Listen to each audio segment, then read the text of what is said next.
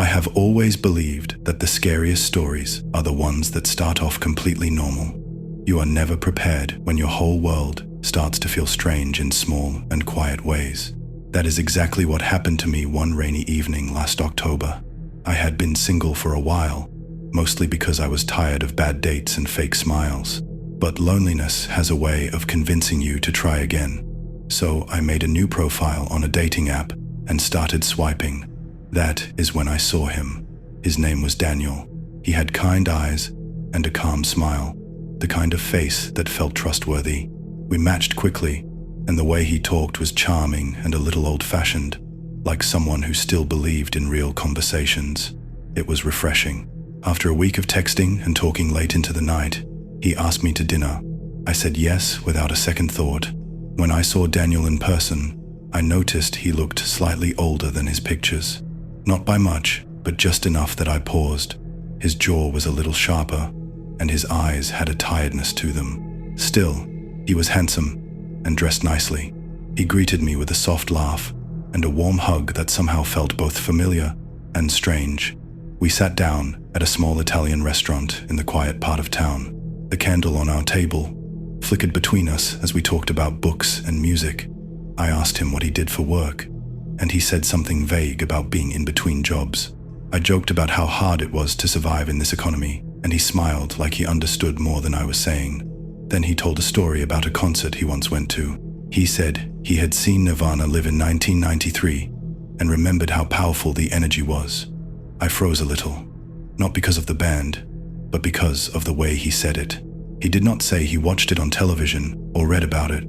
He said it like he was really there, describing the crowd, the stage, even the smell of the beer and sweat in the air. He had details that felt too real to be from a memory that old. I laughed nervously and asked how old he was. He told me he was 36, which would have made him 4 years old in 1993. I did the math quickly in my head and asked if he meant he watched a recording or maybe saw them during a reunion tour. He blinked at me for a second like he was confused. Then he smiled and said, "Oh yeah, I meant on television." But something in his face had changed. For the rest of dinner, I could not shake the feeling that something was off. He still laughed at my jokes and asked about my job, but it felt like he was trying to act normal rather than just being normal. I thought maybe I was overthinking it. Maybe he just slipped up and got embarrassed. I told myself not to ruin a good night over something small. Still, when we said goodbye, I noticed something cold in his hug, like the warmth from earlier had disappeared. I drove home feeling unsettled and could not sleep that night.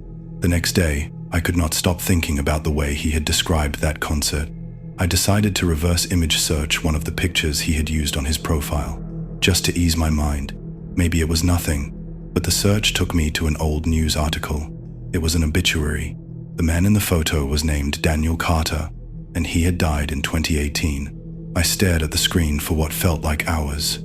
The obituary said he was born in 1965 and died at the age of 53. I checked the picture again. Same eyes, same smile, same calm look. It was him. I checked the date again, 5 years ago.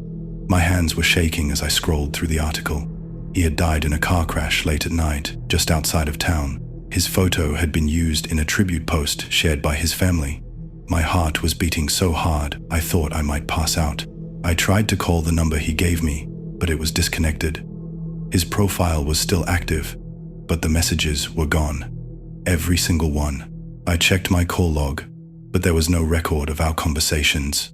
It was like none of it had ever happened. But I had the memory. I remembered the way he smiled, the way he held the wine glass, the way he said he had seen Nirvana live. I remembered the way he laughed, like something deep and hollow had echoed inside it.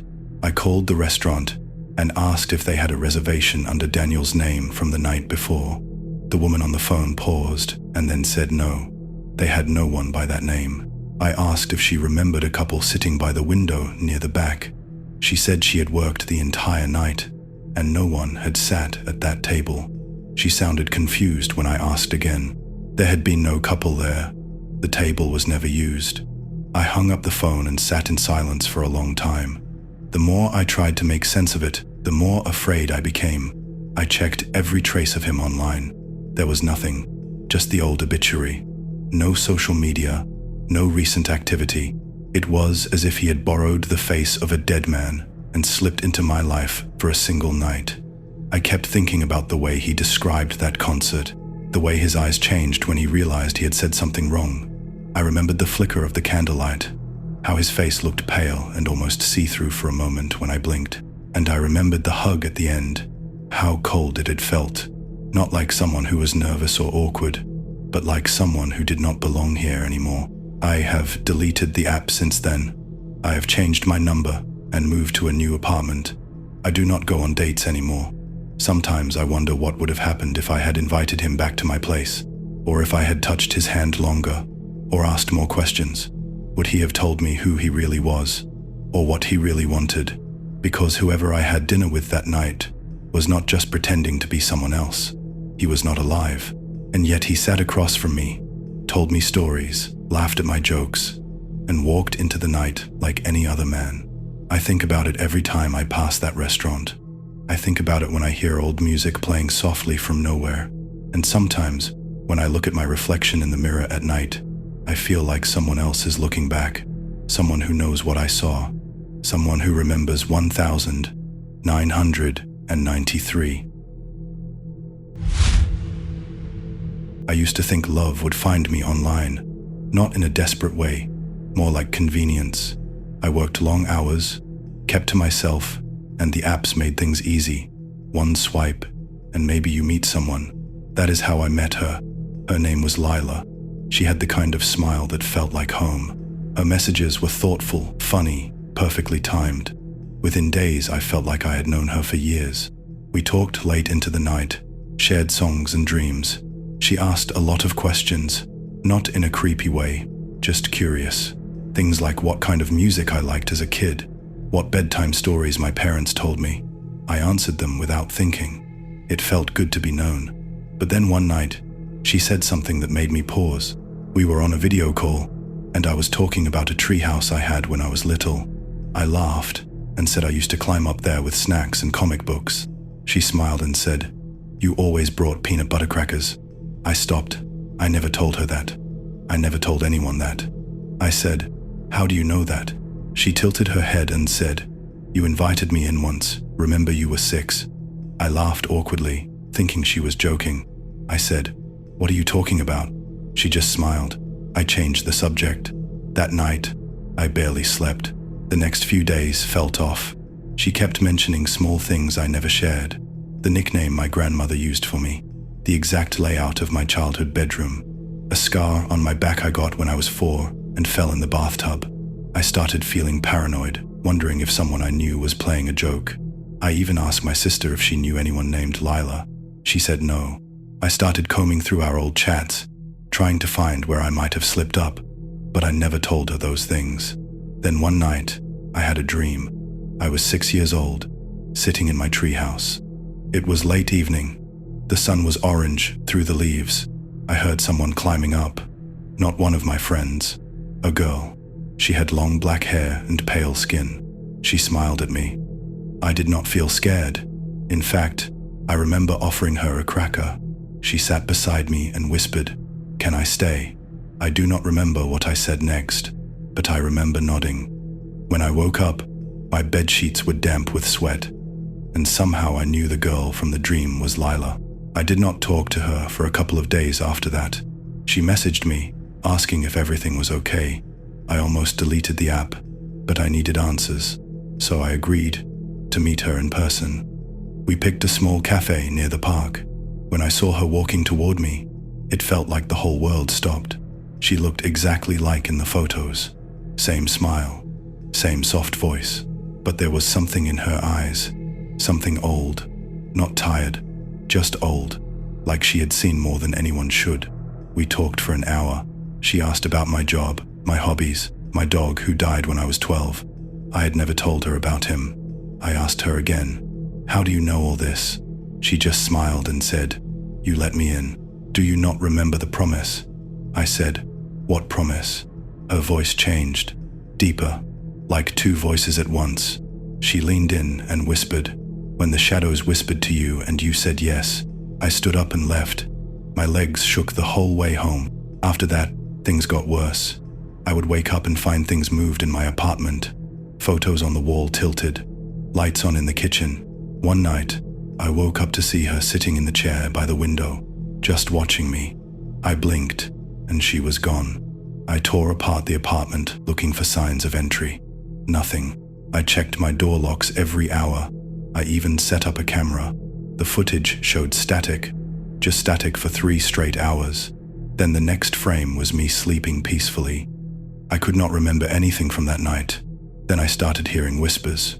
At first, faint, then louder. They called my name from inside the walls. Sometimes they sounded like my mother, sometimes like Lila. Once, they sounded like my own voice, asking to come in. I barely ate, barely slept. I stopped going to work. My phone would ring, and when I answered, I would hear the crackling sound of leaves and wind, like someone was calling me from the treehouse. I thought I was losing my mind. I finally called my childhood therapist, someone I had not spoken to in over 15 years. She remembered me well. I asked her about the treehouse, about the imaginary friend I had back then. She paused, then said, "You never had an imaginary friend. You stopped speaking for 3 months after something happened. Your parents said you fell from the treehouse, but you swore you did not fall. You said she pushed you."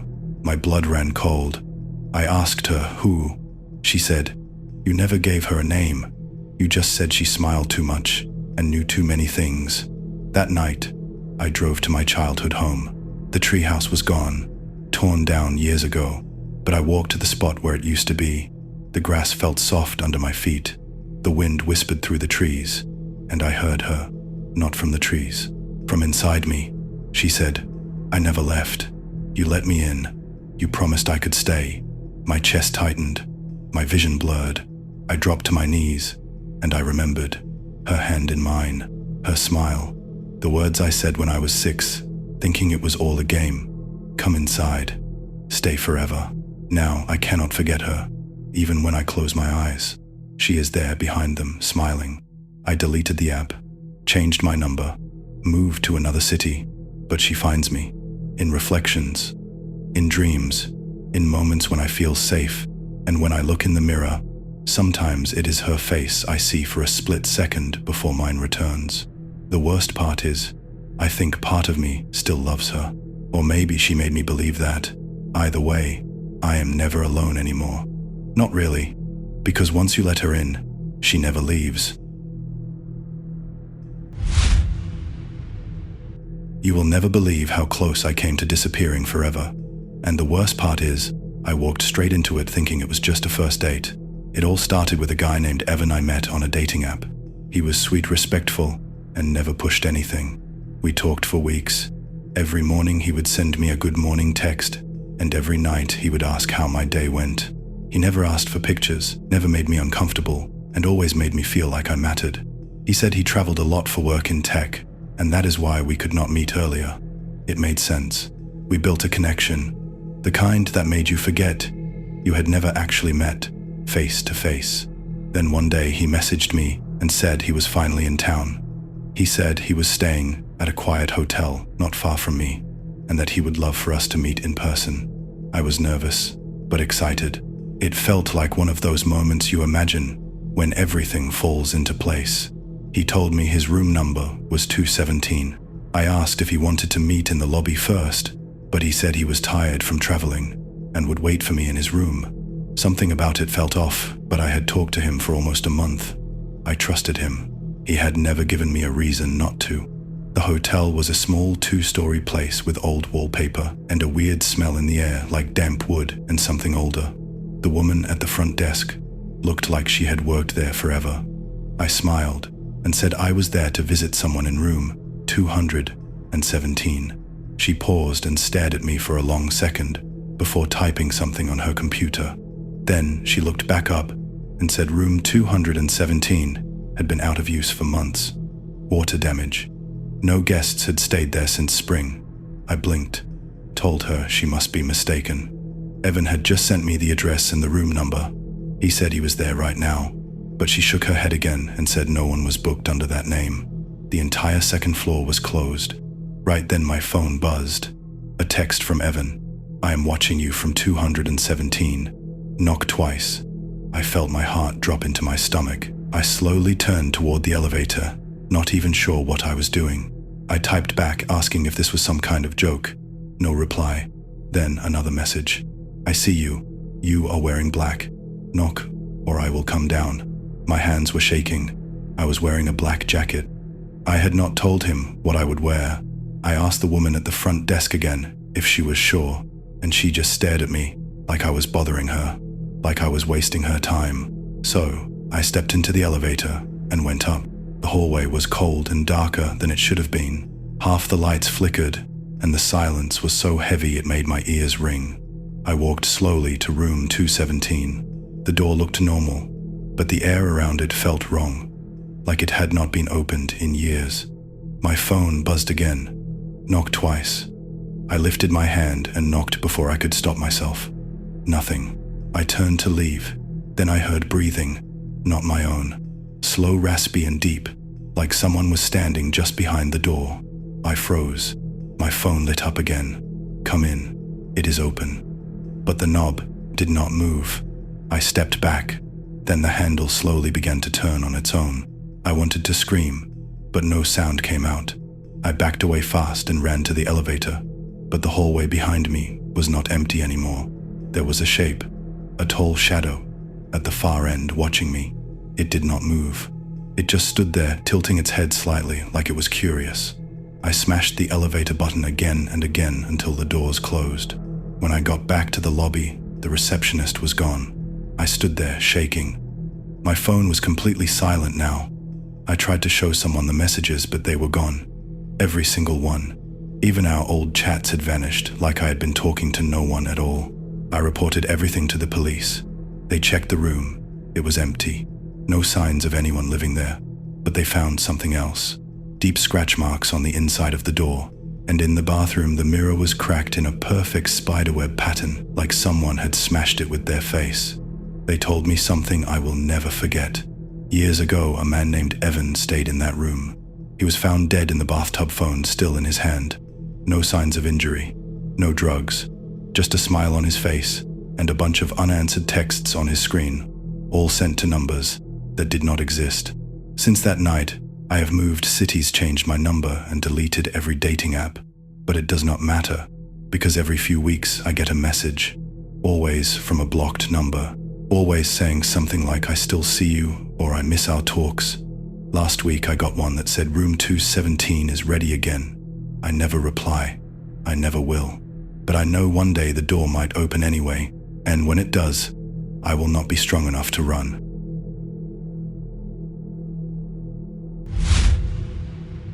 I once read that the scariest thing about people is that you never really know who they are online. Back then I brushed it off like a dramatic quote you see on Instagram. But now when I think about it, I understand what it means. It started with something as simple and innocent as boredom. I had been single for almost a year, and most of my friends were either married or too busy to hang out. The loneliness hit hard at night, especially after dinner, when the silence in my apartment felt louder than traffic. So I downloaded a dating app, then another, then another.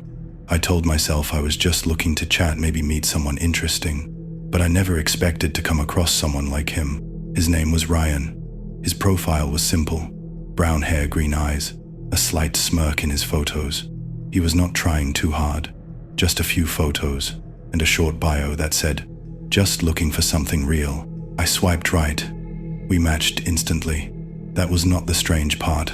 The strange part was how familiar his face looked. Like I had seen him before somewhere, but could not remember where. He messaged first. His texts were normal, even kind of funny. We talked for 2 days, then I suggested we meet. He agreed. We picked a coffee shop downtown. I went. I waited for nearly an hour. He never showed. I was disappointed, but not surprised. That happens on dating apps sometimes. Ghosting is part of the game. I deleted the app and moved on. A week later, I downloaded a different app. The same night, I made my profile. I saw him again. Same photos, same name, same bio.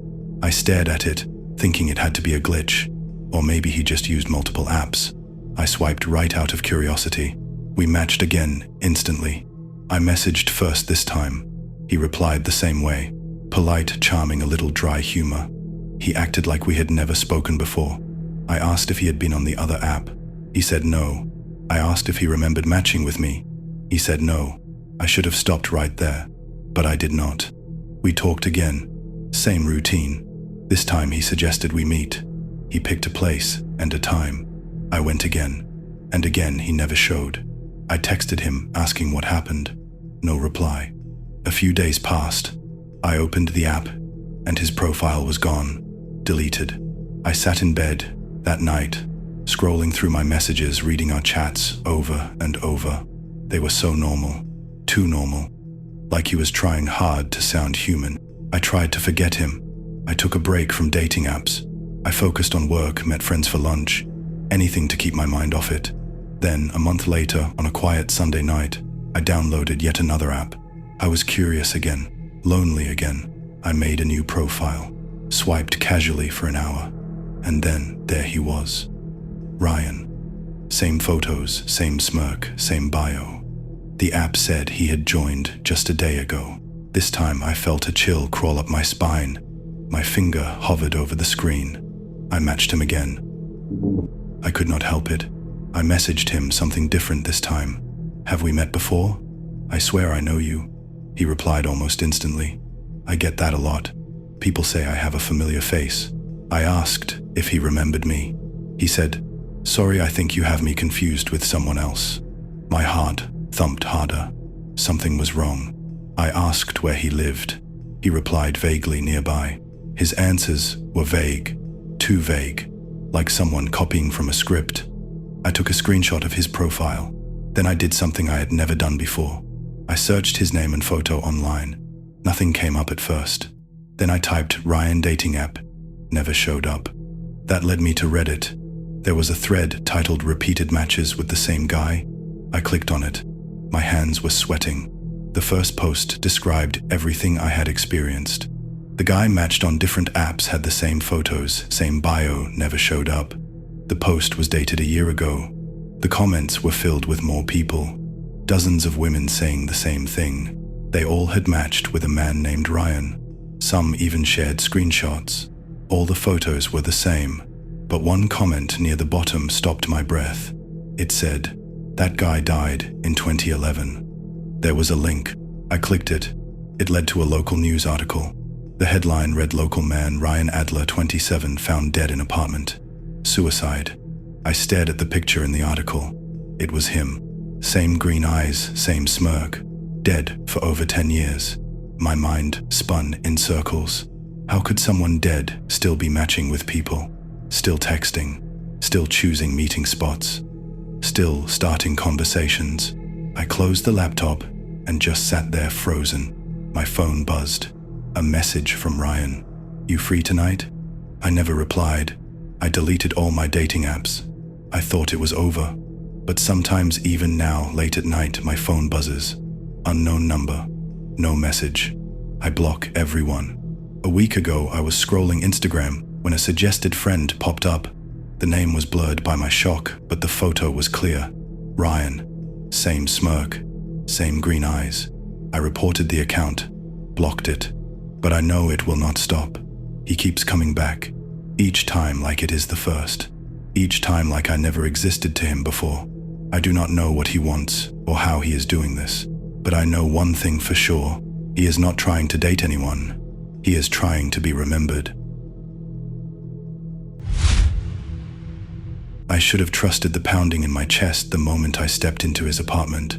Sometimes your body senses danger before your brain can understand it. But I smiled, walked inside, and told myself to relax. It was just a second date, just a guy I had met on a dating app. His name was Caleb. He had kind eyes, a calm voice, and a profile that made him look safe. No shirtless selfies, no weird captions, just a simple bio saying he was looking for something meaningful. We messaged for a few days, exchanged jokes, shared a few late-night thoughts. When he asked if I wanted to come over for dinner, it felt natural. It felt exciting. Now I wish I had said no. The first thing I noticed was how perfect everything was. His apartment was spotless, not in a cozy or lived-in way, but like a model home waiting for buyers. The couch pillows were lined up with perfect angles. The bookshelf looked like a display, every spine color coordinated. Even the candles on the table were identical, each one burned down to the exact same height. I remember laughing and teasing him for being too tidy. He just gave me a soft smile and said habits keep the mind at peace. It sounded harmless then. We sat down. He poured wine with a smooth motion and turned on soft jazz music. He made stir-fry, just like he said he would. He moved around the kitchen like he had done it 1,000 times. Not casual, rehearsed. I watched his hands as he cooked, every gesture deliberate.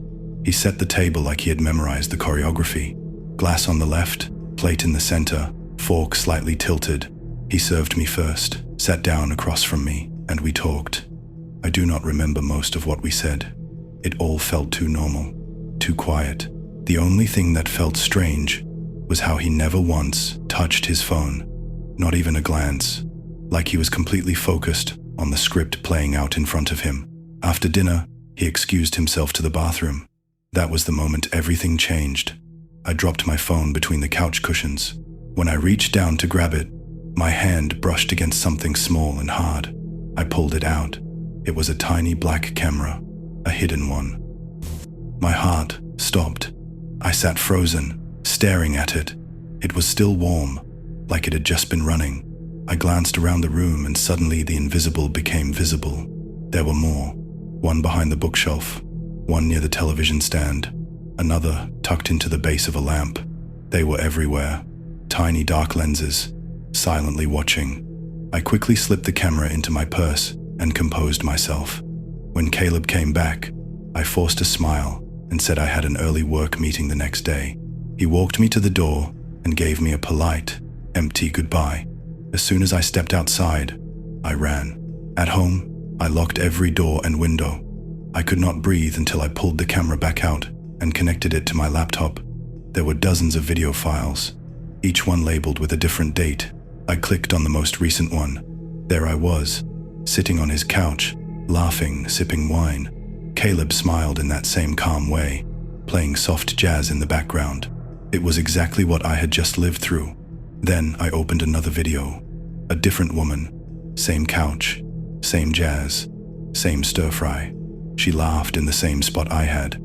He poured her wine with the same hand, same posture. It was all identical. The dates were weeks apart, but the scenes were like copies, again and again. I clicked through more files. Every video was a different woman, but the routine never changed.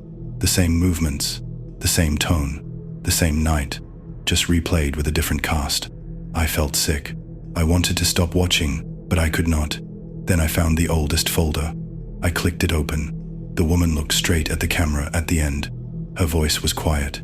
"If you are watching this," she whispered, "get out now." I went to the police the next morning. They took the footage, logged the evidence, and promised to investigate. But something in their faces told me they did not expect to find much. So I took things into my own hands. I screenshotted the faces of every woman in the videos and searched for them online. One by one, I found missing persons reports, some from nearby cities, others from out of state, all filed days after the video was recorded. I showed everything to the police again. This time, they paid attention.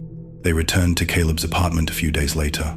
It was empty, completely wiped.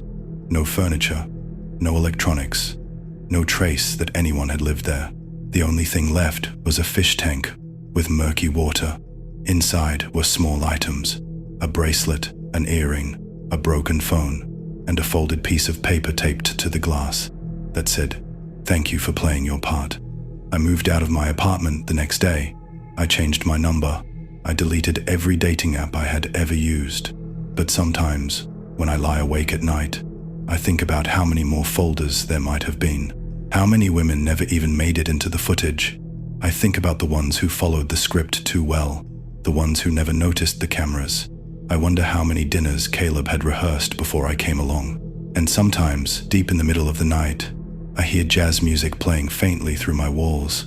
I tell myself, It is nothing, but I sleep with the lights on now, because I know someone like him does not just disappear. He finds a new name, a new script, a new cast, and the show begins again.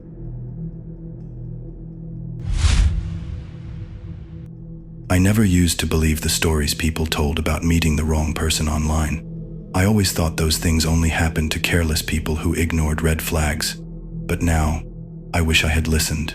I wish I had taken it more seriously. Because what happened to me still keeps me up at night. And no matter how many times I try to explain it to myself, I cannot make it make sense. It all started with a dating app I downloaded out of boredom. I was not expecting anything serious, just someone to talk to. But then I matched with her. Her name was Ava. She had this soft, sweet smile in her photos, and her messages made me feel like I had known her forever. We talked for days before she asked to video chat. She said she felt more comfortable seeing people face to face. I agreed, and that was the beginning of it all. Our first video call was casual. She was in her bedroom, soft lighting behind her, a bookshelf in the back, and a large mirror near the door. I remember noticing that mirror because it had this elegant silver frame that caught the light in an odd way. Ava was funny, kind, and easy to talk to. We laughed about silly things and stayed on the call for hours. Over the next few weeks, we talked almost every night. It became a routine. She would always sit in the same spot, wearing her cozy hoodies and drinking tea from a chipped white mug. I started looking forward to those calls more than anything else in my day. But there were small things that felt off sometimes. Little glitches in the call that I brushed off, like the way the mirror behind her would sometimes show her standing, even when she was sitting, or how her smile would freeze for a second too long before the screen flickered back to normal. I blamed it on the internet. Poor connection. Nothing more. One night, we were having one of our usual chats. She was telling me about a weird dream she had, where she was stuck in a room with no doors. Her face looked pale, and her voice was softer than usual. I asked if she was feeling okay. She smiled weakly and said she was just tired. A few minutes later, she said she needed to grab something from the kitchen and stepped out of frame. I waited, sipping my drink, when I noticed movement in the mirror behind her. At first, I thought it was just her reflection walking by, but then I looked closer. Ava was still in the mirror, staring straight at me. Her face was blank. No smile, no expression, just wide eyes locked onto mine like she could see me. I froze. My hand gripped the mouse, and I leaned closer to the screen, heart pounding. Her body in the mirror was not moving, just standing there, watching. Then the real Ava walked back into the frame, or at least I thought it was her. She sat down like nothing happened and started talking again. I tried to act normal, but I could not stop glancing at the mirror. The reflection was gone. Just the bookshelf and the empty door frame behind her. I asked if someone else was there with her. She frowned and said no. I told her I saw her standing in the mirror while she was gone. Her face went pale. She shook her head slowly and said she never left. She claimed she had been there the whole time, that she never went to the kitchen, that it must have been some glitch. But I knew what I saw. I saw her leave. I saw the other her in the mirror. I ended the call quickly, making some excuse about needing to sleep. I did not sleep that night. I kept staring at my dark screen, wondering if the reflection I saw was real. Maybe I had imagined it. Maybe I had been too tired. The next night, I decided not to call her. I wanted some space, but she messaged me over and over, asking if she had done something wrong. I almost ignored her, but I gave in. I answered the video call, and this time, everything felt different. Her lighting was dimmer. Her hoodie looked the same, but her eyes were darker, almost hollow. Her voice sounded flat. I asked her again about what happened the night before. She stared at me for a long time before finally saying she did not know what I was talking about. I pushed harder. I told her to be honest. Then she said something that made my blood run cold. She whispered that I had been talking to the wrong Ava all along. I laughed at first, thinking she was joking, but she did not laugh. She just kept staring. Then the screen glitched. Her face flickered, and for a split second, I saw something else, something wearing her face, but its eyes were too wide. Its smile was too sharp. I ended the call. I blocked her. I deleted the app. I tried to erase everything, but it did not stop. She started showing up in my dreams, the reflection of her face, the way she looked at me like she knew everything about me. I even started seeing her in real life, in store windows, in puddlers, watching me, always watching. I could not take it anymore. One day, I finally found her old profile on a different site, a forum for missing persons. There was a post with her picture, same girl, same name. She had gone missing 2 years ago, disappeared without a trace. Last seen at home, in her bedroom. A user had commented that strange things were seen in her apartment mirror, things that should not have been there, things that looked like her.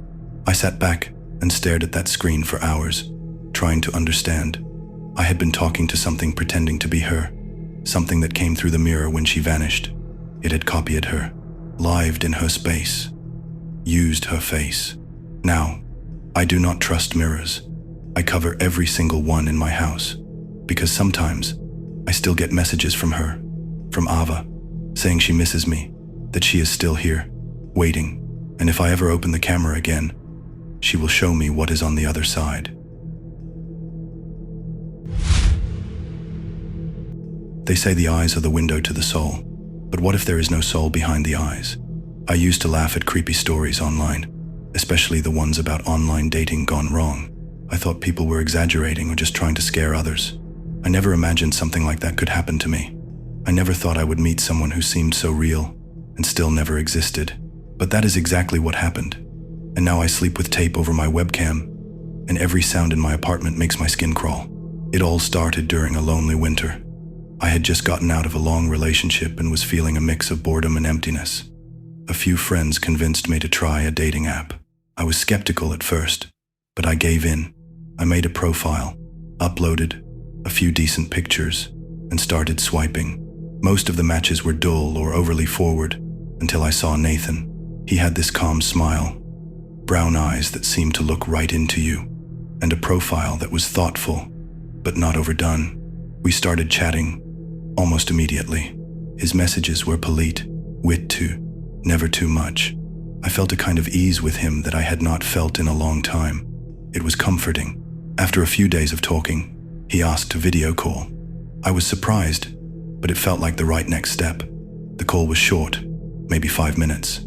He said his connection was bad, and the video quality was a bit grainy. Still, I could see his face, hear his soft voice. There was something oddly stiff about the way he moved, like someone trying to imitate being casual. But I told myself he was just nervous.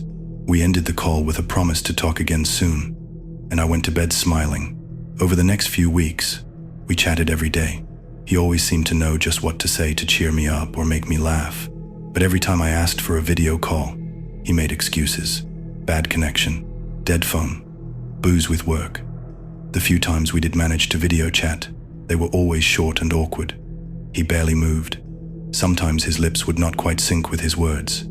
I blamed lag, but there was always something off, like the way his background never changed. The lighting was always the same. I even started to joke that he was a vampire who lived in one room all day. Hey, Laufhead. But the sound had a strange, echoey quality. I brushed it off. I started noticing other odd things too. A few times, I would say something deeply personal, and he would respond almost too perfectly, like he had rehearsed the answer. And once, when I mentioned my favorite song, he said it was his too, but when I asked him about the lyrics, he stumbled and changed the subject. I began to feel a weird sense of distance, like I was not talking to a person, but a script. Still, I wanted to believe it was real. I had let myself fall for him. One night, I had a terrible headache and decided to take a nap on my couch. When I woke up, my laptop screen was on. I was sure I had closed it before lying down. The webcam light was off, but a part of me felt watched.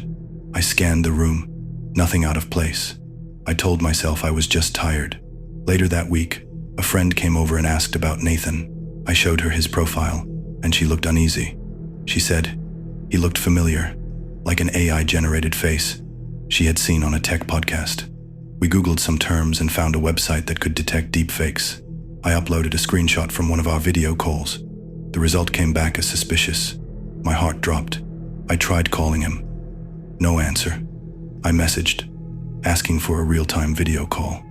He replied hours later with a voice message saying he was sick and could not talk, but the voice sounded more robotic than usual. I ran a reverse image search on his profile picture. Nothing came up. No social media, no LinkedIn, nothing. I felt cold. I went into full panic mode. I opened my laptop's camera settings. The logs showed it had been activated multiple times when I was not using it. The times matched when I had been sleeping or in the shower. I called the police. They took my statement, but without a specific threat. There was little they could do. I took my laptop to a tech repair shop and begged them to look for anything suspicious.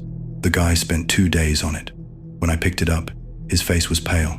He said someone had been remotely accessing my webcam and files. The connection was masked through multiple layers, but he found traces of AI software and deepfake tools hidden in a folder that looked like a system update. Whoever it was had been watching me for weeks, maybe months. I deleted the dating app and changed every password. I bought a new laptop. I moved to a new apartment, but the damage had already been done. Some nights, I wake up and feel like someone is still watching. I unplug everything before bed. I taped black paper over every lens in the house, but I still feel it. The idea that someone used fake technology to build a person just to get close to me haunts me. He knew everything about me, my habits, my fears, my secrets, and I have no idea who he was, or if he is still out there. People do not understand how real it felt, how easy it was to fall for someone who was never real. I do not date anymore. I barely trust phone calls. Sometimes I hear that robotic voice in my dreams, and I wake up with my laptop open, even though I swear I shut it.